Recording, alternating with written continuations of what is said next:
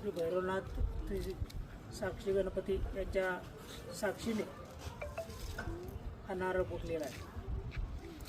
आणि आपल्याला नेहमीच जेव्हा आपण नारळ फोडतो तेव्हा हे आपले जे दैवत आहे ते 100% आपल्या पाठीशी असते, हे आपण आत्तापर्यंत अनुभव बघतो.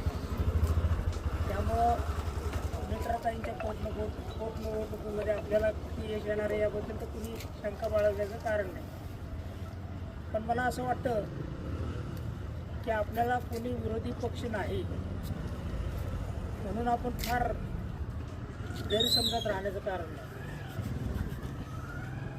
बरेच जण आपल्याला काय काय गोष्टी आपल्या विरोधात आहेत, त्यापैकी एक म्हणजे निसर्ग आपल्या विरोधात आहे. तुम्ही म्हणाल निसर्ग म्हणजे काय, तर आता उन्हाळा प्रचंड आहे आणि या उन्हाळ्यामध्ये घरातून प्रत्येक मतदार बाहेर काढणं ही तुमची खरी परीक्षा आहे.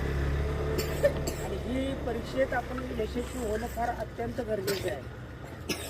कारण निवडून तर येणार आहेत, कित्येक लाख मतं पडणार आहेत, पण आपल्याला नुसती मतं पडून नाही उपयोग. आपल्याला एक उच्चांक महाराष्ट्रात आणि देशात करायचा आहे.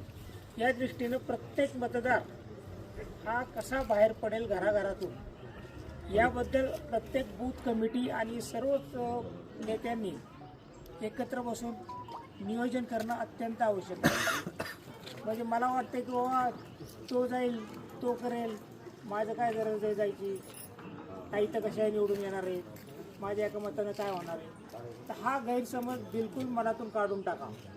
तुमचं प्रत्येकाचं एक मत हे आपल्या उच्चांक करण्यासाठी आवश्यक आहे. आणि म्हणून कोणीही एकतर्फी इलेक्शन आहे या गर्वात राहू नये, हे मी जाणून बुजून सांगतो.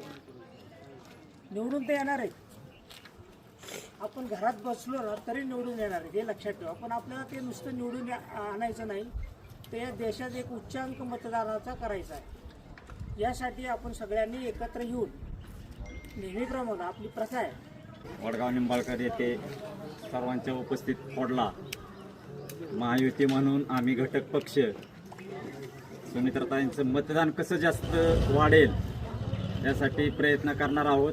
आम्हाला तशा सहयोगाला बैठक झाली आमची, त्याच्यामध्ये अशा वरिष्ठांकडून अशा सूचना आल्या की प्रत्येक गावामध्ये जो जो पक्षाचा महायुतीतला घटक आहे त्या कार्यकर्त्याला तुम्ही संपर्कात घ्या, त्याशिवाय मतदान वाढणार नाही. त्याच्यामुळं मी महायुतीचा घटक म्हणून एक अशी ग्वाही देतो की आम्ही आमच्या पद्धतीने जास्तीत जास्त मताचा टक्का कसा वाढेल आणि देशात उच्चांक कसा होईल असा आम्ही प्रयत्न करू.